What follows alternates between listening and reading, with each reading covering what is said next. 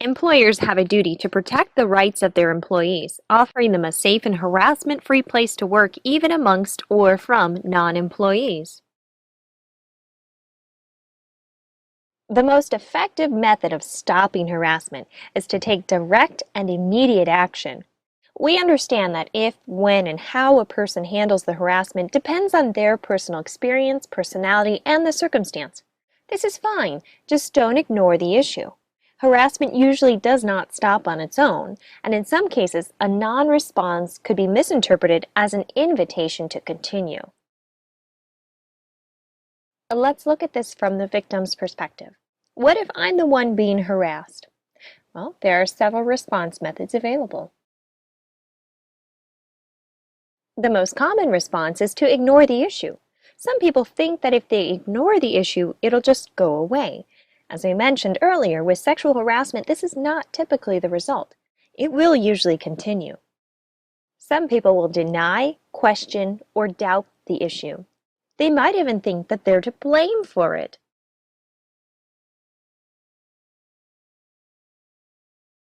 Others might try to avoid exposure to the situation by taking time off work, choosing alternative activities around the workplace, and other out-of-the-ordinary behaviors. This could be a silent way for them to solve the problem on their own. Well, it's really a call for help that they might not know how or who to address with. As the supervisor, if you notice unusual absences or an aversion to work with or around another person or group, you are responsible for looking into why. Check in with the employee. A company is liable for harassment issues even when they go unreported. So pay attention to your employees, and if something seems out of place, look into it. The simplest and most effective response is a direct confrontation to the individual harassing you and asking them to stop. This means telling the offender that what they did or said was not appropriate, it made you uncomfortable or offended you. Then asking them to stop that type of conduct. Appropriate ways to say this might be, when you do that, it makes me uncomfortable. When you said that, it was hurtful to me. I do not find your jokes funny. Or even just, please stop doing that and fill in the blank. Do not engage in any inappropriate behaviors, physical violence, or strong or offensive language during this process. You can write a letter, meet privately, or send a text if that would be more safe or comfortable. But be straightforward and be respectful. After all, a harassment-free workplace is all about creating a respectful workplace. If it's unsafe or unreasonable to address the harasser, you may also report it to a supervisor. You may also contact your company's safety department or human resources. Your employer is then required by law to investigate and take immediate action as appropriate. If none of these options are available, you can also contact the local EEOC office, in this case the California Department of Fair and Equal Housing, or pursue a private lawsuit. Although third parties may require you to use your company's policies and procedures before they step in. Whether you address the situation personally or report it through your company's policies and procedures, it is important to do something about the situation as soon as possible to avoid it escalating. Complaints must be filed within 1 year of the last act of discrimination or harassment. This means that if you wait too long to report, the claim may be dismissed. Also, even if you confront the harasser yourself, you may be required to report the situation to your company anyways, based on their policy, since employers can still be held liable for harassment claims that are handled privately. Reporting the situation helps minimize this risk and allows the company to take preventative measures for the future. All right, now let's look at this from the perspective of being the one accused. Unfortunately, the situation may be your word versus someone else's word. A key element in this process is cooperation. Remain calm and professional. Individual credibility and history of conduct may be reviewed at this point. Do not discuss the accusations with any coworkers and do not address the accuser at this point. Spreading word about the claim by telling it to a coworker may fall under the category of retaliation by creating a hostile environment. Any action that may be construed as retaliation can be held against you, so use caution and cooperate during the investigation. As the accused of harassment, you will be interviewed and provided a chance to explain your understanding of the misconduct in question.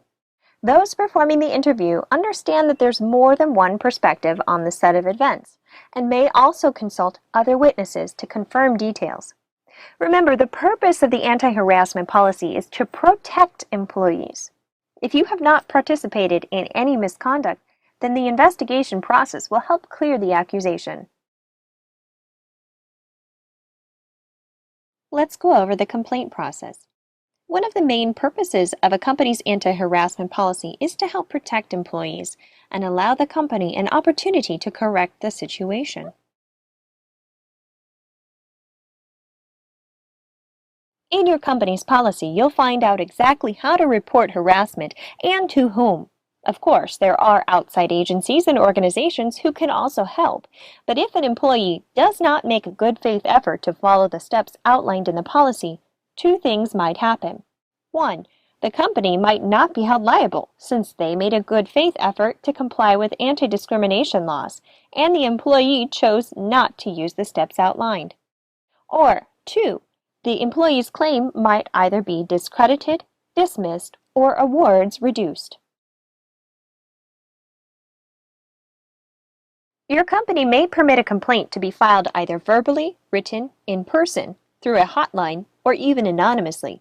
Although in extreme cases an anonymous report is sometimes the only safe way to report harassment, it does make the investigation more difficult.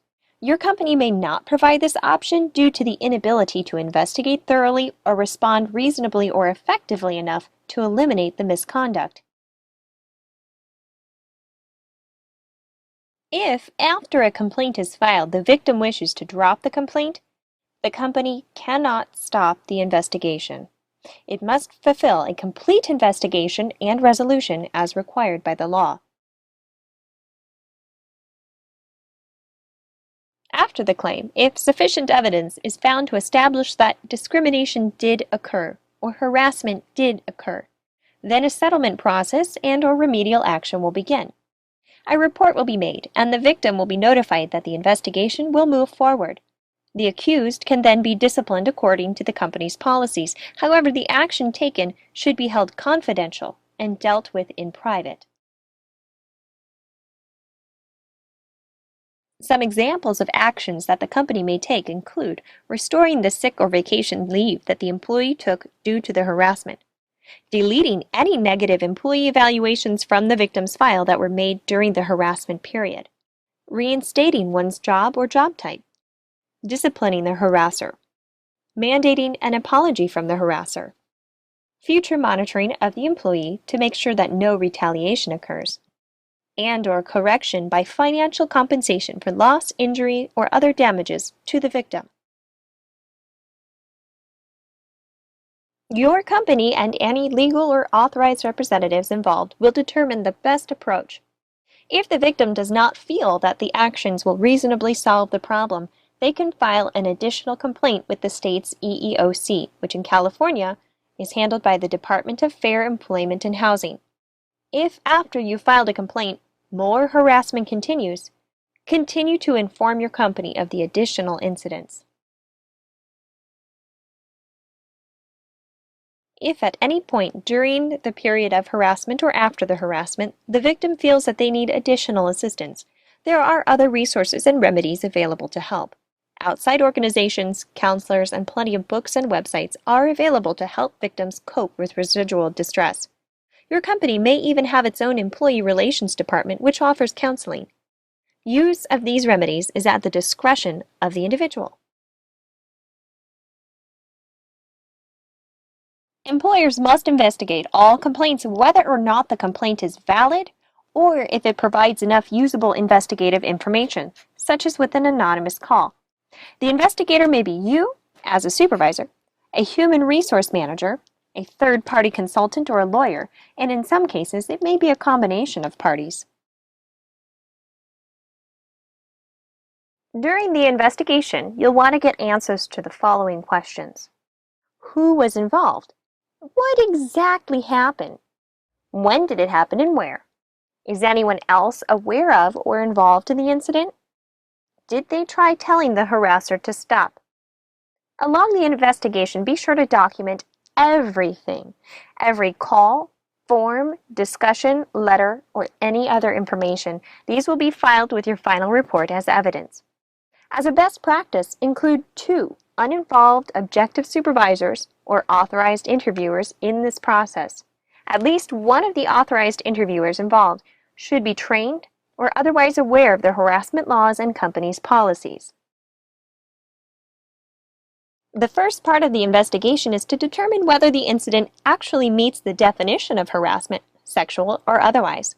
Then, look at the context of the situation to determine if the conduct was reasonably unwelcome. Remember the reasonable person rule. Determining the amount of offense taken by the victim and their response to the misconduct can help provide clues as to whether the conduct was in fact offensive and unwelcome. Even others may be interviewed to provide witness statements. The accused will also be interviewed. Investigations must be performed in a timely manner, making a good faith effort to act quickly in order to stop the harassment from continuing. They must be thorough and complete. They must also be effective. Dishonesty and anonymity during the complaint process can inhibit the investigation from being effective, causing unsubstantiated or unfounded claims. Limited confidentiality. It might sound like an oxymoron, but in order to be effective, investigation processes might include discussing the situation amongst management or other involved third parties. It might mean interviewing witnesses or others who can objectively judge the accused and victim's character to distinguish if the complaint is legitimate or reasonable. It might also mean disclosing the victim's name in order to get specific answers and details from the accused. Because collecting accurate information is essential to the investigation, limited confidentiality is provided. Another example of this is during the initial complaint. If the misconduct is of highly sensitive nature regarding physical actions, for example, whomever they report to may need to be of a specific gender to either increase understanding or maintain objectivity. There may even be times where multiple supervisors must be present or otherwise be involved to preserve objectivity and to make sure that no one ignores or manipulates the information on a bias. This is done to protect the victim from being misrepresented. Included with this training is a downloadable PDF of a harassment investigation checklist. This document will help guide you as a supervisor through the additional details of an investigation. We will cover the 7 main steps used to make sure the investigation is thorough and effective, but we recommend that you download the full checklist as well. 7 steps for effective investigations. 1. Plan who will be interviewed and when the interviews will be conducted.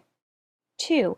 Interview each person separately, where the discussion cannot be overheard by any unauthorized person. 3. During the interview process, maintain objectivity, sensitivity, and respect. 4. After the interviews, review the victim and alleged harasser's personnel and performance files for noticeable trends and character reference. 5.